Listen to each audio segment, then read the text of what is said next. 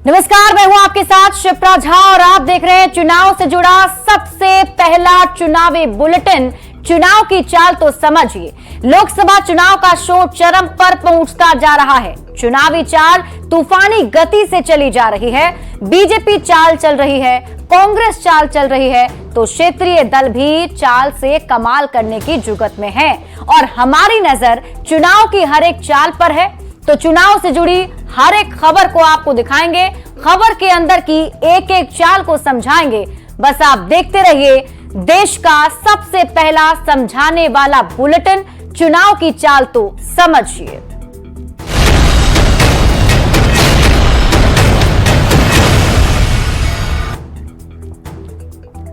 तो लोकसभा चुनाव में कैसे बिहार की सभी 40 सीट पर जीत दर्ज हो, इसके लिए एनडीए में शामिल दलों ने कोऑर्डिनेशन कमेटी का गठन किया है। इसके साथ ही संयुक्त प्रचार की रणनीति पर भी काम किया जा रहा है ताकि लोगों के बीच एकजुटता का संदेश जाए। अब की बार एनडीए सरकार 400 पार।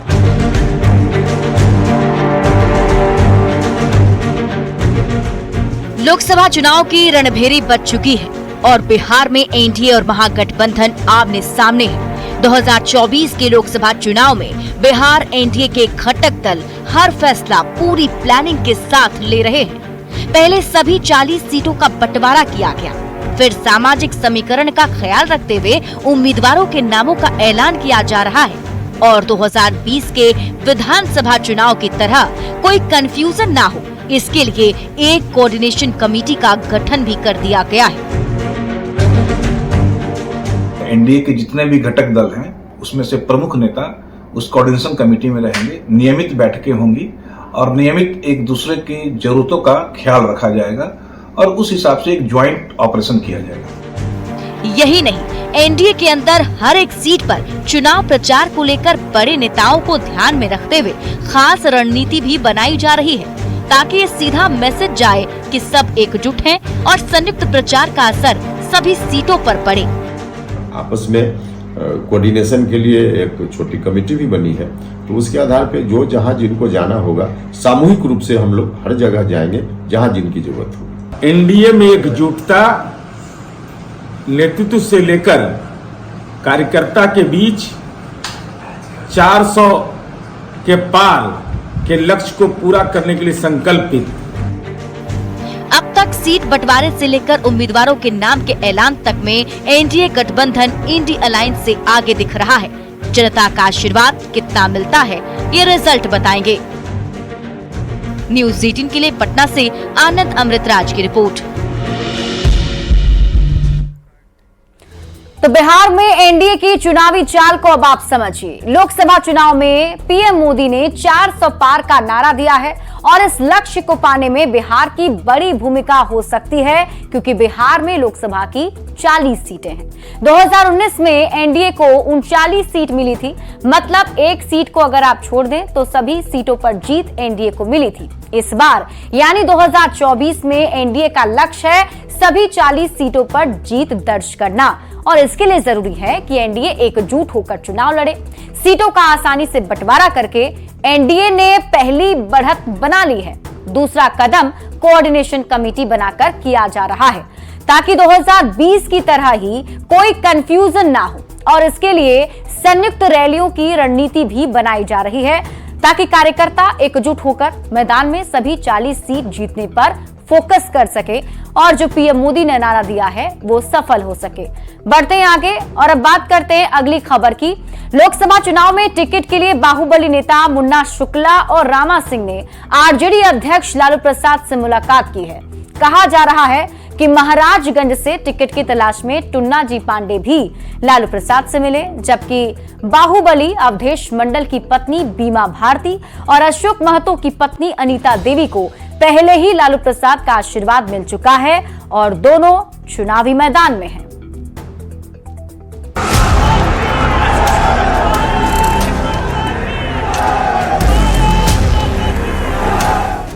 2024 की चुनावी जंग तेज हो गई है और कई बाहुबली चुनावी वैतरणी पार करके संसद पहुंचने की जुगत में है, खासकर आरजेडी के चुनाव चिन्ह पर। यही वजह है कि शनिवार को कई बाहुबलियों ने लालू दरबार में मत्था टेका है। किसी को टिकट का आशीर्वाद, तो किसी को आश्वासन की आस, तो किसी को भविष्य का भरोसा दिलाया गया। इस तस्वीर को देखिए, ये है बाहुबली से नेता बने रामा सिंह। शिवहर से टिकट के जुगाड़ में रामा सिंह राबड़ी आवास पहुंचे थे। टिकट को लेकर फाइनल माना जाए। अभी कुछ है तो यही बैठे हुए हैं, सुप्रीमो यही है। तो कहाँ से चाहते हैं? शिवहर से चर्चा हो रही आपकी। आप देखिए, टिकट की तलाश में मुन्ना शुक्ला भी राबड़ी आवास पहुंचे, जिन्हें लालू प्रसाद ने वैशाली से चुनाव लड़ने का आशीर्वाद दे दिया। इस बात की जानकारी खुद मुन्ना शुक्ला ने दी। लालू जी ने आशीर्वाद दिया, टिकट दिया। कहा जा रहा है कि मुन्ना शुक्ला अपनी पत्नी अनु शुक्ला को चुनाव लड़ा सकते हैं। वैसे तो बाहुबलियों की पत्नियों को पहले से ही आरजेडी की तरफ से लोकसभा चुनाव का टिकट मिल चुका है। पूर्णिया से अवधेश मंडल की पत्नी बीमा भारती चुनाव मैदान में है, तो मुंगेर से बाहुबली अशोक महतो की पत्नी अनीता देवी को आरजेडी का टिकट मिल चुका है। शिवहर से आनंद मोहन की पत्नी लवली आनंद भी चुनावी मैदान में है।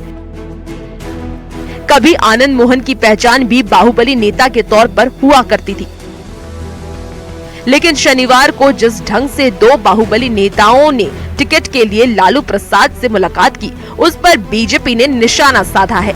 बीजेपी प्रवक्ता नीरज कुमार का कहना है कि शुरू से ही लालू परिवार अपराधियों को बढ़ावा देता रहा है। लालू परिवार शुरू से अपराधियों और भ्रष्टाचारियों को बिहार में बढ़ावा देता रहा है। आज भी लालू के दरबार में अपराधी लोग कतार लगाकर पैसे की बोली बोलकर टिकट लेने के फिराक में हैं। तेजस्वी यादव विकास और रोजगार की बात करते हैं। दूसरी ओर आज भी कई बाहुबली आरजेडी से टिकट की तलाश में दौड़ लगा रहे हैं। सवाल है कि राजनीति का ये कैसा रूप है। न्यूज़ 18 के लिए पटना से शैलेंद्र कुमार के साथ ब्यूरो रिपोर्ट। और अब आप चुनाव के लिए बाहुबलियों की दौड़ को समझिए। देश की राजनीति में बाहुबलियों का भाग्य आजमाना कोई नई बात नहीं है। बिहार में भी कई बाहुबली विधानसभा से लेकर संसद तक पहुंच चुके हैं। किसी जमाने में शहाबुद्दीन, आनंद मोहन, पप्पू यादव जैसे बाहुबलियों की खूब चर्चा होती थी और फिर धीरे धीरे बाहुबली नेता के तौर पर स्थापित होते गए। आज भी बाहुबली माने जाने वाले कई नेता बिहार की राजनीति में सक्रिय हैं, जिन नेताओं में रामा सिंह और मुन्ना शुक्ला की भी गिनती होती है। हालांकि हाल के दिनों में एक नया ट्रेंड डेवलप हुआ है। बाहुबली अपनी पत्नियों के जरिए राजनीति को मैनेज कर रहे हैं। और इस लोकसभा चुनाव की बात करें तो आरजेडी से अभी दो बाहुबली अपनी पत्नियों को चुनाव लड़वा रहे हैं। बीमा भारती के पति अवधेश मंडल की गिनती बाहुबलियों में होती है। बीमा भारती पूर्णिया से आरजेडी के टिकट पर चुनाव लड़ रही हैं, तो वहीं दूसरी ओर बाहुबली अशोक महतो अपनी पत्नी को आरजेडी के टिकट पर मुंगेर से चुनाव लड़वा रहे हैं, जबकि मुन्ना शुक्ला और रामा सिंह ने टिकट के लिए लालू दरबार में हाजिरी लगाई है। अब बीजेपी के नेता आरजेडी पर अपराधियों को संरक्षण देने का आरोप लगा रहे हैं और इसी के साथ ही बीजेपी आरजेडी पर हमलावर होती हुई दिखाई दे रही है। बढ़ते हैं आगे और अब बात करते हैं अगली खबर की। चुनाव से ठीक पहले पशुपति पारस ने अपना स्टैंड क्लियर करते हुए साफ कर दिया है कि वे और उनकी पार्टी पूरी तरह से एनडीए के साथ मजबूती के साथ खड़ी है। कल तक सोशल साइट एक्स से मोदी परिवार शब्द हटाने वाले पारस ने शनिवार को अपने सोशल मीडिया अकाउंट एक्स पर बायो चेंज करके खुद को मोदी का परिवार लिखा। पारस ने चुनाव में एनडीए को सभी 40 सीट मिलने का दावा भी किया। पशुपति पारस के स्टैंड से एनडीए को चुनाव में मजबूती मिलेगी।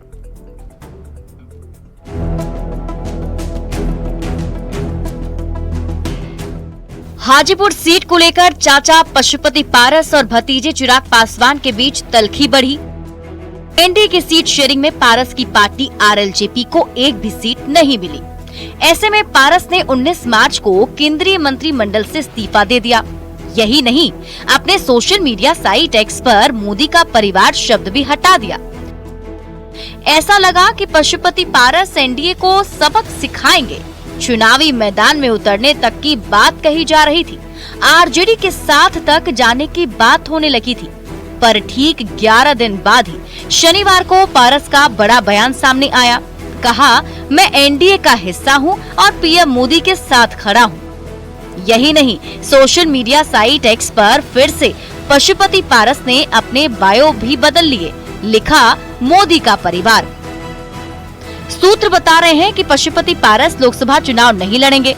समझने वाली बात यह है कि आरजेडी ने शुक्रवार को ही गठबंधन के लिए सीट बंटवारे का ऐलान किया। जैसी अटकलें लगाई जा रही थी कि पारस महागठबंधन के साथ जा सकते हैं, पर पारस के लिए सीटों का ऐसा खेल दोनों ही गठबंधन में हुआ कि पारस के लिए कोई चारा नहीं बचा। शायद इसीलिए पारस खुद को एनडीए का घटक बताते हुए पूरी तरह से पीएम मोदी के साथ खड़े होने की बात कह रहे हैं।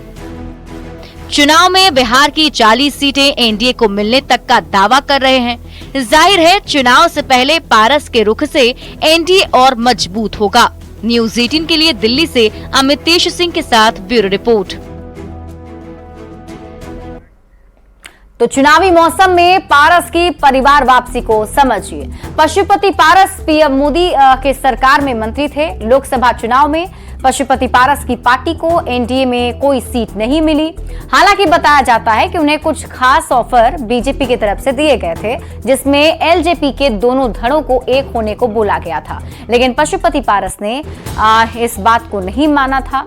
तो जब वो नहीं माने तो उनके गुट को टिकट नहीं मिला, फिर वो नाराज हो गए थे। लेकिन एक बार फिर से पशुपति पारस ने एनडीए में ही रहने की बात कही है और सोशल साइट एक्स पर अपने नाम के साथ एक बार फिर से मोदी का परिवार लिख दिया है। दरअसल पशुपति पारस के पास ज्यादा विकल्प नहीं थे। पशुपति पारस को पता है कि उनका अकेले चुनाव लड़ना मुश्किल है। जमीन पर पशुपति पारस से चिराग पासवान मजबूत दिखते हैं। चिराग पासवान की सभाओं में जुटती भीड़ इस बात का संकेत भी है। लोगों ने एक तरह से चिराग पासवान को रामविलास पासवान का राजनीतिक उत्तराधिकारी मान भी लिया है। तो ऐसे में पशुपति पारस अलग होकर चुनाव भी लड़ते तो कोई फायदा होता नहीं। यहां तक कि पशुपति पारस के साथ अलग होने वाले सांसद भी उनका साथ छोड़ चुके हैं और यही वजह है कि पशुपति पारस ने समय रहते एनडीए परिवार में लौटने का फैसला कर लिया और एक बार फिर से वो पीएम मोदी के साथ उनके परिवार में शामिल हो गए और अपना बायो भी सोशल मीडिया साइट एक्स पर बदल लिया है। बढ़ते हैं आगे और अब बात करते हैं अगली खबर की। पूर्व सीएम हेमंत सोरेन की पत्नी कल्पना सोरेन दिल्ली पहुंची हैं। वो दिल्ली के सीएम अरविंद केजरीवाल की पत्नी सुनीता केजरीवाल से मिली। इसके साथ ही कल होने वाली रैली में शामिल होने की बात कही है।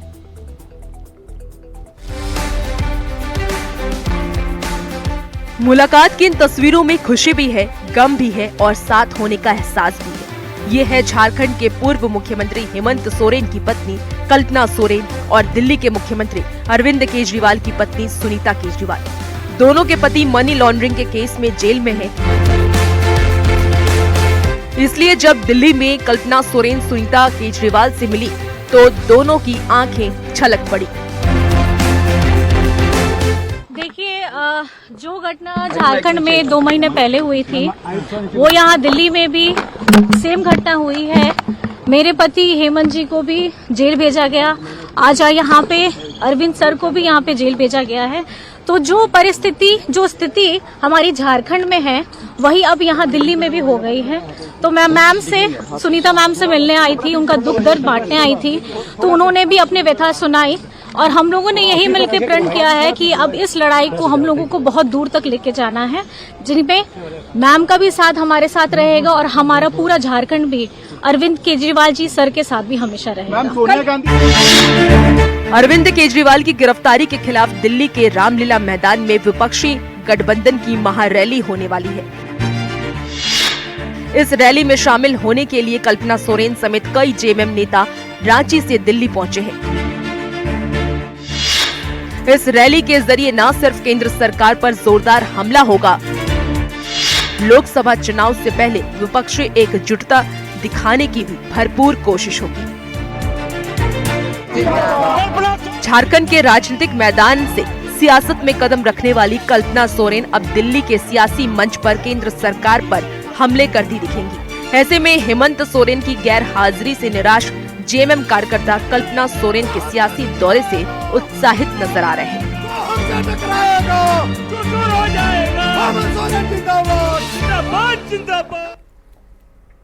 तो दो पत्नियों की मुलाकात वाली चुनावी चाल को अब आप समझिए। इस समय देश के दो मुख्यमंत्री और पूर्व मुख्यमंत्री जेल में हैं। झारखंड के पूर्व मुख्यमंत्री हेमंत सोरेन जेल में हैं। हेमंत सोरेन के जेल जाने के बाद उनकी पत्नी कल्पना सोरेन राजनीति में सक्रिय हैं। तो वहीं दूसरी ओर दिल्ली के सीएम अरविंद केजरीवाल भी जेल में हैं और जेल से ही सरकार चलाने की बात कही जा रही है। हालांकि उनके जेल में जाने के बाद केजरीवाल की पत्नी सुनीता केजरीवाल भी सक्रिय नजर आ रही हैं।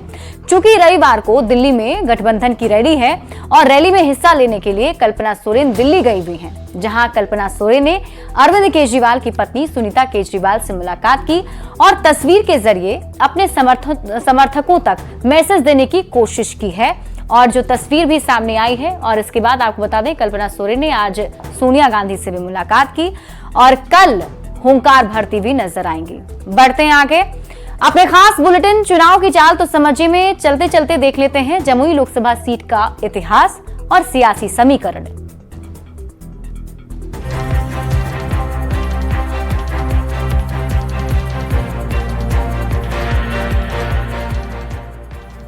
बिहार की राजधानी पटना से करीब 166 किलोमीटर दूर है बिहार का जमुई। ये वही जगह है जहां जैन धर्म के 24वें तीर्थंकर महावीर को ज्ञान प्राप्त हुआ। जैन धर्मावलंबियों के प्रमुख तीर्थ स्थलों में से एक जमुई बिहार की हॉट लोकसभा सीट में से एक है। अनुसूचित जाति के लिए आरक्षित जमुई लोकसभा क्षेत्र का गठन 3 जिलों जमुई, मुंगेर और शेखपुरा के इलाकों को मिलाकर हुआ। वैसे 1952 में जब देश में पहला आम चुनाव हुआ तो जमुई मुंगेर लोकसभा क्षेत्र का हिस्सा था। जमुई लोकसभा सीट पर पहला चुनाव 1962 में हुआ और जमुई के पहले सांसद बने कांग्रेस के नयन तारा दास। 1973 में जब परिसीमन हुआ तो जमुई लोकसभा सीट का अस्तित्व खत्म हो गया। यानी 1977 से लेकर 2004 तक के आम चुनाव में जमुई लोकसभा सीट अस्तित्व में नहीं थी। परिसीमन के बाद यह लोकसभा क्षेत्र 2008 में दोबारा अस्तित्व में आया। अनुसूचित जाति के लिए आरक्षित इस सीट से 2009 में जेडीयू के भूदेव चौधरी सांसद बने। उसके बाद से लगातार 2 चुनाव में एलजेपी के चिराग पासवान को जीत मिली। 2014 और 2019 में चिराग पासवान बड़े मार्जिन से जमुई के सांसद चुने गए।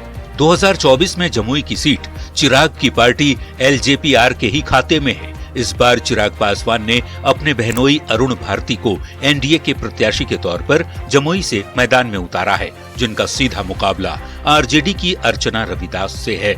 जमुई लोकसभा सीट पर कुल मतदाता 19,05,487 हैं, जिनमें पुरुष मतदाता 9,96,246, महिला वोटर 9,09,190, जबकि ट्रांसजेंडर वोटर 51 है। 19 लाख से ज्यादा वोट वाले जमुई लोकसभा सीट के सियासी समीकरण पर नजर डालें तो पता चलता है कि जमुई में ओबीसी 30%, ईबीसी 10%, सामान्य 25%, मुस्लिम 5%, एससी 20% और एसटी 10% हैं। अब जमुई सीट का जातीय गुणागणित भी समझ लेते हैं। जमुई में सबसे ज्यादा वोट यादव जाति का है। यादव 3 लाख हैं, उसके बाद राजपूत 2 लाख, तीसरे नंबर पर वैश्य जाति के वोट हैं। वैश्य 1.5 लाख मतदाता हैं, जबकि अति पिछड़ा का वोट बैंक है 1.5 लाख के करीब। पिछले 3 चुनाव से इस सीट पर एनडीए का परचम लहराता है। अब सबकी नजर इस बात पर टिकी है कि 2024 में जमुई की जनता जनार्दन किसे अपना आशीर्वाद देकर संसद भेजती है। Bureau report, news 18। और फिलहाल इस बुलेटिन में अभी के लिए बस इतना ही। आप देखते रहिए न्यूज़ 18 बिहार झारखंड।